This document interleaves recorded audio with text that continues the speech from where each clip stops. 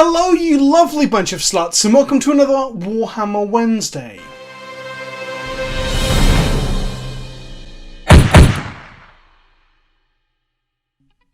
I've spoke at length in previous videos about me starting out getting back into the hobby that has resulted in this swarm of miniatures. I'll probably do like an army review showcase thing at some point if anyone wants that. If you do want that, let me know in the comment section below. If no one says they want it, I won't do it. I've also previously talked about some of the things I've learned on the way and how to get into smaller, quicker games so you can learn and get into Warhammer quicker, called Combat Patrol. I'll have videos and the links to the things I've learned, the stuff I started out with, talking about those getting started kits a little bit, which I'm going to come to more in this video as well, and that Combat Patrol game mode with a lot of explanation around point systems and such. So some of the stuff I'm saying in here sounds like just foreign languages to you. Perhaps watch those videos to understand Combat Patrol and the point system a bit better. All of those previous videos came with a caveat that 9th edition hadn't landed yet, we didn't have the rules, and we didn't have the point system. After some leaks, Games Workshop revealed to us the core rules. They just gave us the core rules. The full book is still coming on the 25th alongside Indomitus, but we had the core rules so we could start playing 9th edition, and I played 3 games of Combat Patrol this weekend on 9th edition rules, but I had to use 8th edition's point system. Don't worry though, we now have all the point system for 8th edition because YouTubers' NDAs are broken so people can stop talking about it. They can't show it on screen for some reason, but they can talk about it. So this point system, the new points costs have been put into spreadsheets to allow people to point up their new armies. Some people are happy, some people quite significantly less happy. Essentially across the board, without fail, for the most part. Some models haven't gone up or have gone down a little bit, but the majority have gone up in price or point cost within the game. The reason being is that Games Workshop are aiming to make the battles smaller. This should help accessibility, the speed of which games play out. And the problem is that that's not been consistent across the board. Custodies have only had a couple of percentage points across the entire codices and army increase, whereas Genes de la Cult is something like 20 or 30%, or something absurd. I haven't really looked into their list completely yet myself, so some people are a little bit less happy than others. This might be a balancing thing. I mean, Custodians are already getting a huge buff by having access to more command points than they used to, so having an army be cheaper. I guess realistically, you couldn't have increased the Custodians' prices. As you'll see in this video, that units are really expensive. The other thing is that people are crying without really checking the cost of their units. As I found out while making this video, some units now have the cost of their guns baked into their original profile. So whilst they've gone up, they haven't gone up by like 80 to 90% what they look like, because their guns that were 30 points a pop are now baked into their original profile. So some things haven't jumped the way people think they have. So with that context out of the way, today's video is going to be looking at some budget lists for you to get into Combat Patrol and Warhammer 40,000. I'm Vince, also known as PleasantKenobi on the internet. I'd love to say let's get started, but I want to give some caveats to the lists I'm going to give to you today. Firstly, these lists will not be competitively viable. They're not going to be tournament smashers. Firstly, I'm relatively new to the hobby myself. I've played just about 10 games of Warhammer so far, half of that being on Tabletop Simulator, the other half being in physical games with models. So I'm not going to smash any tournaments myself. I'm just learning. Everything's a learning experience. Every article, every video, every game I play, every conversation I have, every bit of research I do for one of these videos, I'm learning things all the time. I'm just bringing you along for the ride. Secondly, no one's going to really play a 500-point tournament. Perhaps, some people commented in the last video saying that actually some of the local stores were doing 500-point tournaments because you can play a couple of games in an evening. Maybe it'll become a thing, but at the moment, the general consensus is that you play like 1750, 2000 points in a tournament, not the 500 points we're going to discuss today. And then secondly, if you're looking to get into the tournament smashing scene, as it were, as you enter Warhammer, well, you're ambitious for trying to do that straight away, but also if you live in the US or the UK, as your government fumbles the health crisis and probably looks at a second wave of coronavirus, you're going to struggle to play any tournaments in large-scale events. You're going to at best get to play with your mates in your kitchen table in your garden. So these lists aren't competitive as such. I'm going to talk a bit about how some of them might be weaker than others, but that shouldn't matter too much. The main thing is getting an army together, getting modelling, getting painting, and getting to play with your friends, and then afterwards you can complain that Space Marines are too buffed. And then lastly, just to add on to my previous discussions of Combat Patrol, it's interesting because when I played Combat Patrol this weekend, I played 3 matches with a friend of mine, Adam. Shout out to you if you're watching this. We played one game that took hours for us to learn Knight for a little bit and go through the turns and make sure we weren't missing anything and understanding how the terrain rules worked that we had access to thanks to the free core rule supplement on the website. But then our second and third games took like an hour each, which was great. So next time we hang out, we can actually probably play 3 or 4 games in on a weekend day because it's just so quick once you know what you're doing. And in those games, we both fielded all sorts of nonsense. One of those games, I had a squad of Primaris Marines, a Relic Contemptor Dreadnought, a Redemptor Dreadnought, and a Captain. And that was a lot of fun. This army here is my de facto go-to 500-point list that I put together, which is 2 6-man squads of Intercessors. So you've got quite a bit of troops there to hold objectives. You have a Captain, a Smash Captain with a jump pack, a Storm Shield and a hammer so we can jump in and punch the shit out of people, and a Redemptor, which is a big old dreadnoughty boy. Now, under the points changes, everything here has gone up. Not hugely, but it's all gone up, especially the individual Intercessors. So now you can only field at most 8 to fit it within the 500-point budget, which means, although we're only losing ourselves, what's that, 4 Intercessors as you can see here, from one to the other, it does matter because you can't field 2 squads, so you can't be on 2 parts of the map, you can't cover 2 angles, you can't cover 2 objectives. But perhaps, as we'll come to in a moment as well, that might be a bit of balancing in a way, because other armies can easily field 10-man or 2 5-man troops of squads, where the Primaris Intercessors are struggling to do that within the 500-point limit. The other interesting thing about that is that if your squad has 6 or more units, blast weapons have an auto lower hit threshold now in 9th edition, where they automatically hit at least 3 times. So actually fielding 8 Primaris instead of 2 squads of 5 or whatever is actually, strictly speaking, worse for many, many reasons. Many reasons. So in some ways it's frustrating for me to just start getting into the idea of playing these smaller battles that are quicker and you can get more variety in and try out new units, try out new models you just put together and that sort of stuff.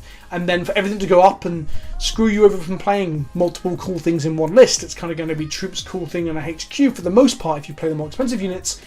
But that said, you don't have to stick to 500 points. Something that's not really relevant to what I'm going to do in this video, just go through some actual lists in a moment, but you can agree with your friends. Shall we play 600? Should we play 650? You know, you can go right up to that 1,000-point threshold. It's finding whatever's fun for you and your opponent, you and your friend, and what you want to play with. So if you both can't come up with a 500-point list that gets you excited, play 600 points. Play 550 if it helps you both fit in that extra special weapon or 2 squads instead of 1 and that sort of thing. And those of you that are watching are thinking, oh, you know what, I much prefer like 1,000-point games, 2,000-point games. That's cool too.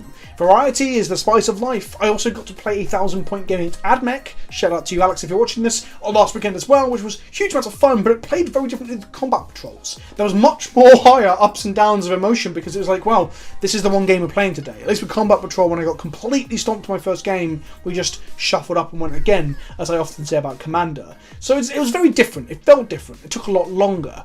I'm not saying either is better. I mean, I guess full fat 2,000 point versus 2,000 point Warhammer is the real Warhammer 40k, if you will. But I think the 500 points and 1,000 points games can really scratch an itch where it's needed. And with all that caveats and clarification and rules out of the way, let's look at these lists. Now, these lists are here to help you build your new 9th edition army, or if you're completely new to Warhammer, it's probably better here. Because what I'm looking to do is give you lists that are less than £100, hopefully more around the £50 mark, in allowing you to build an army on a budget. Now, the Americans watching are like, well, we don't really deal in pounds, and I get it. I guess you can convert that to dollars under the current conversion rate. However, you guys seem to have a premium cost. A lot of people message me saying that America's model costs just seem to be higher. And that might be imports, production costs. I think you have factories in America that Games Workshop use. I don't know why, honestly. I haven't done the research to find out, and no one's really told me the answer. If you know why America seems to have a premium cost on this stuff, let me know in the comment section below. And for those of you that are mad about the whole £50 to £100 price range thing, I get that everyone is different, and I get that isn't budget for some people. But bearing in mind that if you have a Misty Rainforest or similar in your collection that you're not using in a deck of a Magic deck or in your EDH decks, I mean, you can sell a Misty Rainforest and buy a small Warhammer army. This sheer shit ton of Warhammer that I've got has been less than the cost of a Legacy deck that I sold recently. So whilst Warhammer could be classed as expensive comparatively to other things, like I'd know, is stamp collecting cheap? I don't know if that's a good example. But comparing it to Magic, yeah, it's cheaper than drafting once a week, but it's definitely not cheaper than Modern or Legacy. Anyway, let's get to the lists. I'm going to begin with Loyalists. I'm going to talk about the list that I had. A Captain, Jump Pack, Storm Shield and Thunderhammer. 8 Intercessors and a Redemptor. This will cost you around, I'm saying £76 is where I've got to with, I know it's a weird number, because the Captain, frustratingly, isn't a model you can buy in a pack. You can obviously buy a captain and just tell your friend, oh, I'm playing it as a captain with a jump pack, a storm shield, and thunderhammer. That's called proxying, where you don't have the exact unit, but you have something comparable, and as long as you agree at the beginning of the game what it is, and it's clear to your opponent and you're not deceiving them, it's fine in casual play. However, if you want it to be WYSIWYG being what you see is what you get, or as close to it as you can get, a captain with a jump pack, storm shield, and thunderhammer is not a model you can buy in a pack. So you're going to have to kit bash your own one together out of bits of other boxes, or alternatively pick one up of eBay. I was lucky enough to get this as part of a job lot with a load of other units for quite a good competitive price, but from the looks of things you can pick up a captain for around £25 on eBay that someone else has gone to the effort of sticking different parts together to make a captain. 8 Intercessors, well, a box of Intercessors is £30, so you're getting 8 of those, also 2 extra Intercessors so you can vary up their poses and such, and a Redemptor, the push fit easy build one if you're getting into the hobby initially, is £21.25. If you want some better options, it's a little bit dearer for the non-push fit. This is 496 points, that's £76.25. All of these units are quite highly competitive, or quite just good in general. Captains with jump packs and storm shields and thunderhammers might be a little bit worse than they were in 8th edition due to the changes to storm shield rules and such in 9th, but still, Intercessors are good, Redemptors are good, and any boy jumping into your enemy lines and hitting their armoured mech or tank with a big hammer is going to be good, at least in some capacity. So that is like my go-to unique Space Marine list. Let's look at a slightly cheaper one now. Let's look at the Space Marine Start Collecting set. Now, I've talked about before how this can be a bit of a trap because they're not Primaris, but I'm going to come to a Primaris list in a moment as well. That's why you get 3 Space Marine lists here compared to 3 Xenos. I know. I'm basically Games Workshop at this point. I favour the Marines. This is a Space Marines Start Collecting box. It's a Captain in Terminator armour, it's a Tactical Squad, and it's a Venerable Dreadnought. Your Captain in Terminator armour comes in at 107 points. Your Tactical Squad comes in at 175. That's 10 Marines with a rocket launcher, or a missile launcher should I say, and a grav gun in the utility slots, the heavy weapon and the atomic gun slot, and a Venerable Dreadnought at 128 points, bringing you to 410 points for just £48. This is a box you can buy, no fucking about, no having to get different kits. This is one box with all those units in it for 48 quid, and it gives you 410 points. What that means is that if you've got some other bits and bobs you want, like you want to give your Tactical Squad Sergeant a Power Fist, you'll have the points available. If you want to spice up your Terminator Captain by getting a model that has a different arm or something, like a better weapon, you can. You have space to do that. The Venerable Dreadnought I've included in this points list is the default autocannon fist one, but you can change it up to a plasma cannon for a couple of extra points, for example, as well. On top of that, if you really want to go for it, you can get another unit in here for the extra 90 points. A Primaris Chaplain, for example, that can buff all your units and give you a good solid amount of wounds, and a good fisty fighty man where you hit them with their stick, 85 points. Or, alternatively, if you want to stick your Tactical Squad in a Rhino and just charge it upfield, you can. Rhinos are 78 points, and that's including a Stormbolter at 3 points and a Hunter Killer Missile at 2, if I've written my notes correctly here. So this is a fully kitted out Rhino, which gives you armor and wounds to protect your Tactical Squad and just sit in the way. You can drive it uprange and park it to give no line of sight to your enemies and just annoy them whilst you take an objective. So you've got a lot of sway here. Obviously the Primaris Chaplain's around £18 and the Rhino's around £20. So it's a way to upgrade to a full 500 point list with some leeway and some extra points. There's quite a few options that you can fit into that extra 90 points there. In addition to this, I just want to say the Tactical Squad and the Venerable Dreadnought Squad come with a load of extras. The Venerable Dreadnought, I built one myself recently, is actually a really nice model in terms of having different front facing, different helmets, different shielding on top, different gun options, loads of seals and extra bits and bobs. In terms of variety, if you're really into customizing how your models look, the Venerable Dreadnought is actually really good compared to the Redemptor, which, although posable and a very good model and I love it, isn't quite as cool as the Venerable Dreadnought in terms of like variety options of just visuals. Then we come to what's probably the more value bang for buck and probably, I'll be honest, more competitively viable army, or in a box, army in a can, which is the Space Marine Primaris Vanguard Start Collecting Kit. In this kit you get a Primaris Lieutenant in Phobos armor, 3 suppressors, 3 eliminators and 10 infiltrators, all for £48 or thereabouts. Now, interestingly, when you put this all on a table, it comes to 534 points under the price hike, the point hike in 9th edition, meaning you can't actually field all of this for 500 points. It's one of those conversations you have to have with your friend. Don't let them field 500 and you field 534, because I think this box might just absolutely smash the shit out of most of the army lists here, because eliminators are really fucking good. I haven't got a chance to play with suppressors yet, but I've been told they're pretty good too. Your infiltrators and your troop slot, again, you can split them to 2 squads of 5 compared to the Intercessors we couldn't fit in with our Redemptor in the list that I was trying to stuff full of value earlier. Yeah. You can cut the Eliminators and then soup up your Primaris Lieutenant with some better gear. You can cut your Eliminators and field a Primaris Chaplain as well, the one we just discussed.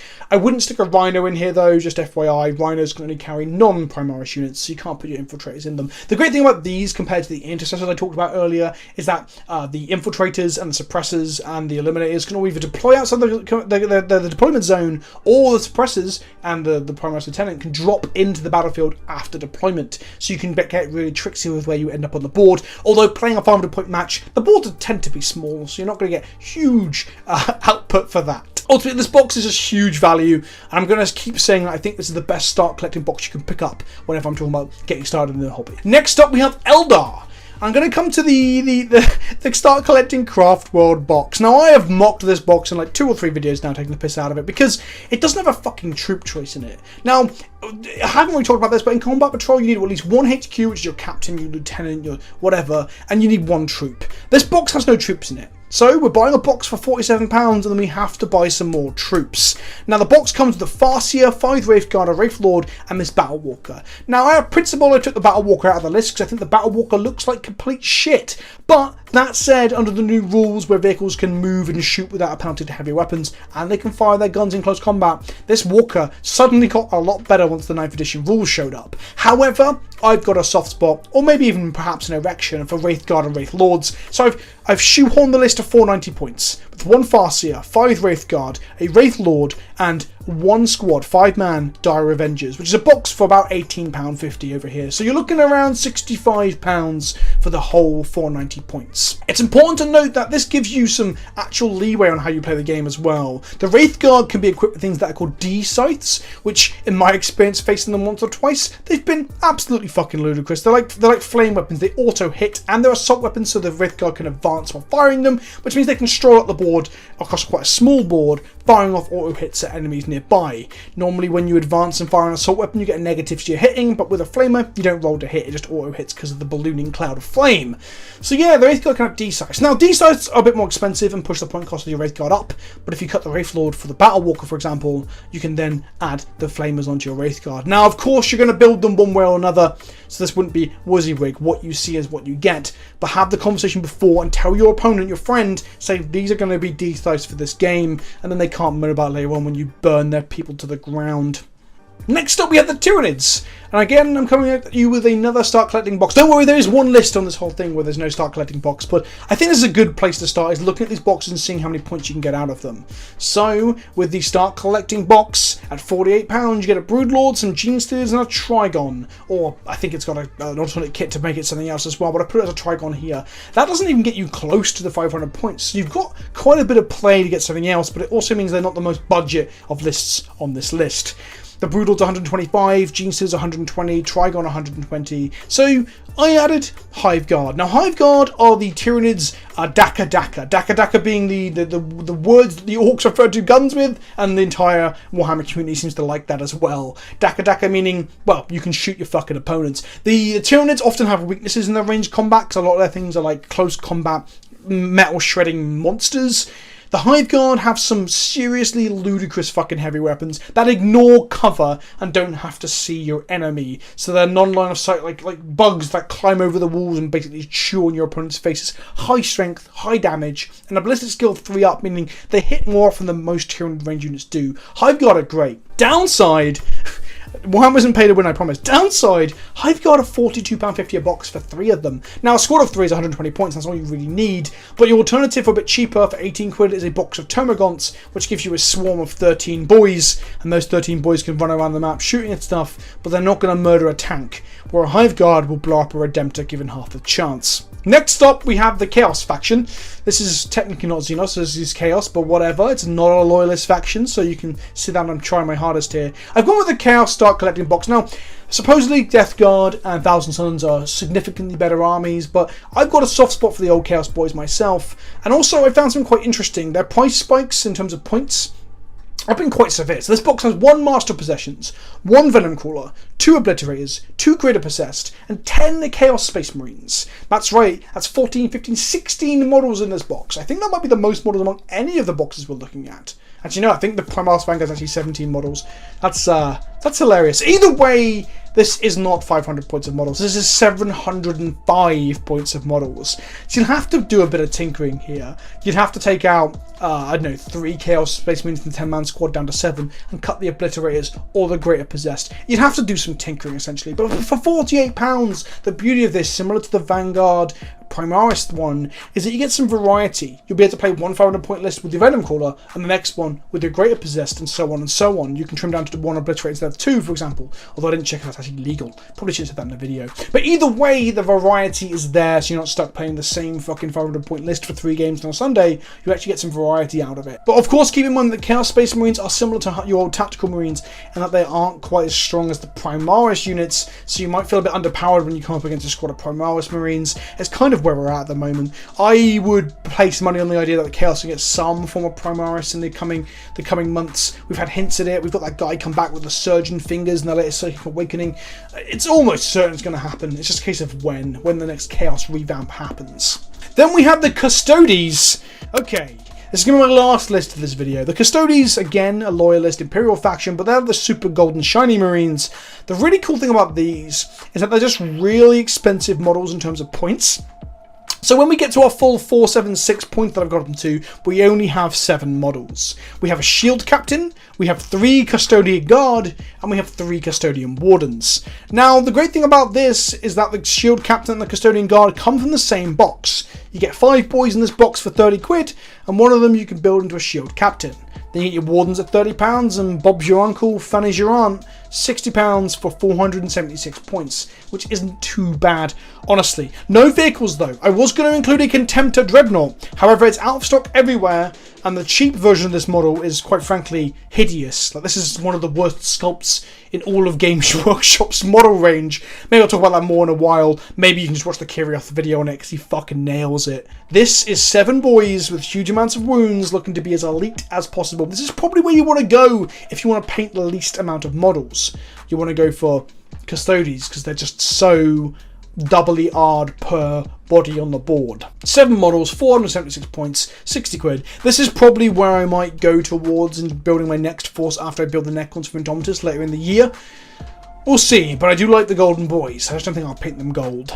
So there we have 7 lists. I know 3 were Marines, 3 were non-Marines, and then 1 Loyalist Imperial faction. I get it. But there's 7 lists, all of which that were under £100 that allow you to field 500 or even slightly more in the case of this Chaos Space Marines and the Vanguard Primaris. That will allow you to field armies that you can then mix and match and change up as well in some cases. I hope that was useful. It took me a little while to go through and check all the points and the war gear and find out what guns cost what and stuff like that to make sure the lists were correct. I will put a link in the description below to a Google document with these lists on them, so you can have a gander at those. If you like this, and this is a helpful resource that you'd like me to do again, I will happily put together 7 more for more Xenos races, perhaps a Blood Angels or Space Wolves chapter. I won't talk about Space Wolves, I have no idea about Space Wolves, but I can talk about Blood Angels for a while. I'll talk about Sisters, any of that stuff, because I enjoy reading up on this stuff, putting the points together, and making these videos. I hope that was helpful. Let me know in the comment section below. Stay tuned for Warhammer Wednesday next week, where I'll be putting out a tutorial on the core rules of 9th edition. And no doubt I'll fuck something up, but it's all a learning curve, right? I'll see you next time. Ta-ta for now.